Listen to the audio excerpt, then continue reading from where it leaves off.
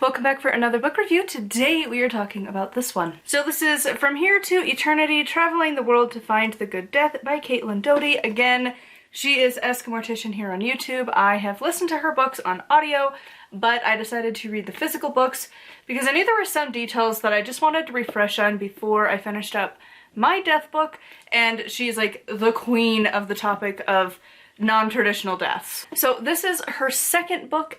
This is going through all of the like death culture around the world. Obviously not everywhere, but definitely not that close to like the American version because like it is very different and it's so much fun to see.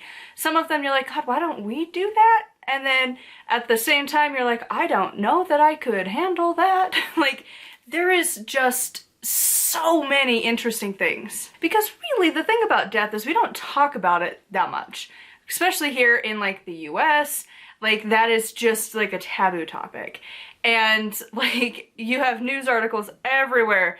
Again, with the researching I've done for my book, it's like people get real freaked out when you do anything outside of the norm.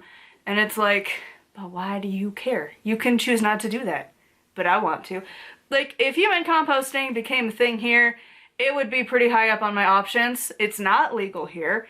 And, like, for my husband, if we could have, like, an open pyre option, that would be his choice instead of a crematory.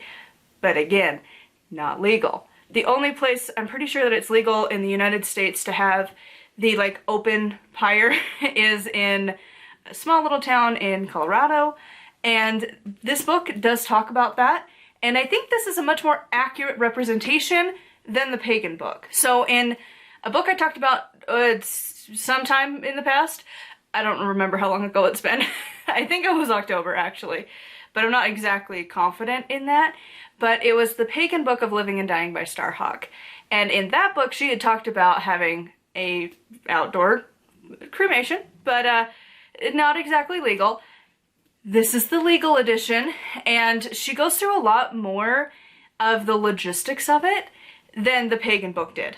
And it really does make me question how they planned that, because they're burning specific woods to get the temperature it needs. And they're still trying to like get the system quite perfect, because like the metal grate doesn't really survive each time. And like, they have specific people that tend the fire in a very specific way so that the audience doesn't see a whole lot of what's going on, but kind of. And, like, you put specific ones for, like, kind of early in the process to mask some of the smell, because burning flesh is not, like, probably the greatest smell. And, like, also is a little jarring if it's a person you know to be like, oh, yes, we're gonna just torch you. Like, it can be a little intimidating, to say the least, and a little uncomfy. And so there's like specific ones that you burn that mixes the smell and kind of overpowers it a bit. Like there's a huge science behind it. You have to get that fire to a very specific temperature to have it do what it needs to do that the pagan book just does not talk about. And so that's one of the reasons I really prefer her writing, because she has done that. She's done the crematorium. She knows the science behind it of what temperature, what things are going on. And unfortunately, I'm gonna go on a limb and say 99.999% of all the pagans don't. Unless you've gone to mortuary school, you've studied it. I really doubt it. And like the only way if you didn't have a degree is if you talked to people actively who are in the industry to figure it out. Because again, you do have to have it at a specific temperature, otherwise it doesn't do what it needs to do. And then you might end up with not just some bone charred pieces left behind. Like, it has to be a certain temperature to really do what it needs to do. And like, that's just one example from this book. There's other ones where there's like the sky burial, which is kind of daunting, because I guess they kind of fillet you so that the inner bits that aren't like the top choice of the vultures will come first, and then they add the good bits to keep them kind of coming. But the vultures have been scared away because of Western people coming to just be tourists, which is quite traumatic, to say the least, because it's like, why are you being a tourist for that? It's not a place for you. Stop it.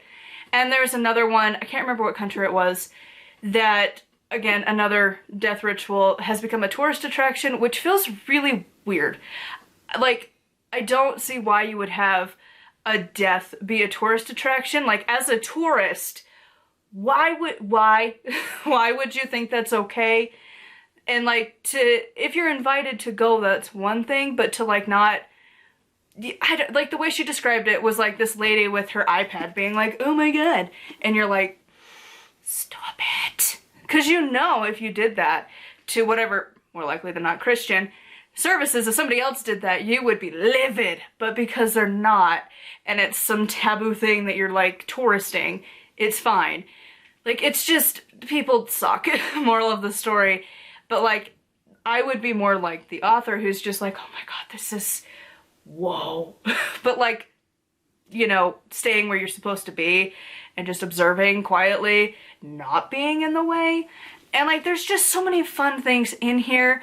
Like, and I say that, but like, there's a lot of like the Central America area. I don't know if it went a little bit into South America. Some of these countries, I wasn't 100% sure where they were in the world. It's kind of like you got a vague idea. I haven't studied geology. It was one of those classes I barely got through. There are some that they like bring out the mummies all the time. And like, that's a thing. I don't know that I could handle that. I don't know that I would have my grandfather's mummified body just chilling in the house. Or even bringing it out once a year. That would feel weird to me. I don't know that I could handle that. That's a different level of grieving and processing death that I would need to be raised in and be like accustomed to, because that's going to be a culture shock of like going from like 120-degree weather to like 30-degree water. Like, hard changes for that one. And then I swear it was Mexico that they have these like mummified skulls that like the Catholic Church is like pissed because the skulls have more power than the priests and they can't stand it, and it bothers them because their power's not with them, and it's like these random skulls that just are mummified and they're just chilling, helping people do their thing. Like, it would be so cool to get to go and do those things. And like, the death culture is so interesting around the world, because like, you've also got like, I think it was Japan that has like I think it was Japan. One of them has, over there, I'm pretty sure it was Japan, but they had like these Buddha like urns, and it's like a smart card that you go and you swipe a card, and then it like illuminates the path to your specific one. And then there's other ones, I don't remember, I think it was in a different place. I think it might have been China, but I can't remember. But there's another one where like the urn comes through a like conveyor system down to you, and then there's like a spot where you can like light a candle and some incense. You don't have to be the one to like go hunt down the urn and like keep it around. It's in a special place and it's ready to go.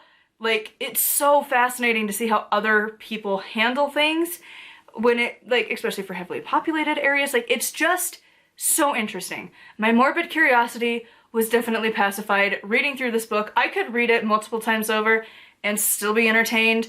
And while her other book, Will My Cat Eat My Eyeballs, is much more, like, lighthearted and funny, this is definitely more informative and like kind of a memoir of her going around and learning about these different death cultures and her experience as somebody who works in the death industry here in the US, but going around the world and like getting to experience all of these things. It is such a good book. If you are curious about the death industry around the world, because it is not the same as here, this is so good. Well written. Nothing is like demonized of like, oh my god, how dare they do that? It's just this curiosity of like, huh. And of course, she's much more death positive. It also talks about human composting, which is a question that I do have for the one state that, or I guess there's a few that do it. Utah doesn't, because we're still terrified of putting grandma down the drain, even though that's what we do in embalming, but whatever. Like, you know? But in this book, it's like, it was so fascinating because they talked about how there was like a science experiment going on. I want to say it was in the Carolinas, but I can't remember. I didn't completely pay attention to the places. I was just kind of like, ew, oh. But somewhere here in the US, there was a university that was studying human composting, and they were still trying to nail down the exact, like, science of it, where everything's gone. Everything turns into dirt. And in a quick process, including your bones, so that there's literally nothing left. And it gets hot inside. I didn't know that. Like, I kind of vaguely remember it, but it's one of those details that, like, you kind of forget about, and then you read it again, and you're like, oh yeah, Because apparently, from this book, she talks about how in one of the human composting areas, like the internal temperature area gets to like 150 degrees or something like that.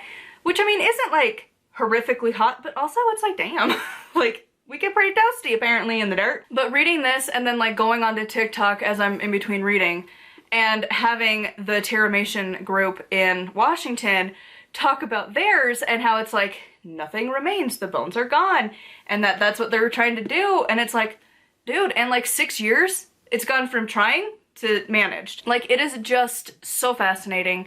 If you are curious about anything death related, you need to read her books and check out her channel, Ask a Mortician. She is fantastic. I would love to hear your thoughts and what your like favorite section was. Personally, I think mine would be like the Day of the Dead celebrations, to be honest. I really love those. And like the idea of like these mummified skulls just chilling is also intriguing. But like it talks about Day of the Dead and how it kind of became a thing, a lot more popular, and how they were kind of competing for Halloween here, which was like interesting. Because like I love combining those. I love the Day of the Dead celebration. I think it's really fantastic. I feel a little weird celebrating it because like I have zero ties to that culture. I just find it really fascinating, and that like I'll be over here doing my witchery at the graves and they're over there doing their thing, and every year we always pass each other. Like we have a lot of like, mostly Mexico, families coming here and living here in Utah, and they obviously go to their graves and like they're doing their thing around Halloween. I'm over here doing my thing, and it's always like, hello. Like, you're decorating your grave, I'm decorating mine, hello. Like, it's just fun. Like, we never actually say a word, but it's just kind of this like acknowledgement of like, yep, we're doing this, isn't it great? Like, it's a fun little community thing. You don't even have to say a word to each other. You just collectively know that like you're just doing something to honor your dead. And like, it's a good thing. So I think that's my favorite out of this book, but all of them honestly were just so fascinating. I would love to hear your favorite section from this one in the comments down below. Huge thank you to my patrons. I'll have their names here on the screen. If you'd like to support me and get access to exclusive content, it is patreon.com/nightwillowcrafts. Make sure to check out my blog. That is where I post all of my content, including my books if you want to check those out. And until next time, thank you so much for watching, and blessed be.